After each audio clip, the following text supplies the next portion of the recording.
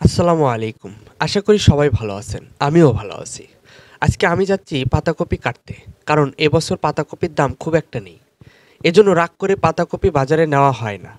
তো আজকে হঠাৎ নিয়ত করলাম আগামীকাল পাতাকপি বিক্রি করতে চান্দাইকোনা হাটে যেতে হবে। বাজারটা আমার বাসা থেকে অনেকটা দূরে। এজন্য বিকালে কিছু পাতাকপি কেটে রাখি এবং সকালে কিছু কেটে প্রায় ৩০০ পাতাকপি কেটে বাজারে নিয়ে যাওয়ার জন্য প্রস্তুত করি। যেহেতু আমাদের জমি থেকে রাস্তা একটু দূরে, তাই পাতাকপি অনেক কষ্ট করে রাস্তায় নিয়ে আসি। যেহেতু আমাদের বাসা থেকে বাজার অনেক দূরে, তাই খুব ভোরে উঠে গাড়িতে লোড করে বাজারের উদ্দেশ্যে রওনা দিই। অনেক রাস্তা পাড়ি দিয়ে এসে দেখি বাজারে পাতাকপির খুব একটা দাম নেই।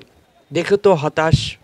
শুধু পাতাকপি নয়, রবি শস্য যেমন টমেটো, ফুলকপি, সিম সহ বিভিন্ন সবজির দাম খুবই কম। এতে ক্ষতির মুখে পড়ছে কৃষকরা। গত বছরের তুলনায় এবছর সবজির বাজার অনেকটা কম। বিভিন্ন জন বিভিন্ন রকমের সবজি বাজারে নিয়ে এসে অনেকের বাসায় যাওয়ার গাড়ি ভাড়া পর্যন্ত হচ্ছে না। দেখে তো অবাক। কিন্তু কি করার, যেহেতু ফসল উৎপাদন করেছেন কৃষকরা, তো যত সস্তায় হোক না কেন বিক্রি করতে হবে। এজন্য যতটুক দাম পাচ্ছে কম দামে দিয়ে যাচ্ছে কৃষকরা। আবার কেউ রাগ করে বাজারে টমেটো ঢেলে দিয়ে পাত্র খালি করে নিয়ে যাচ্ছে।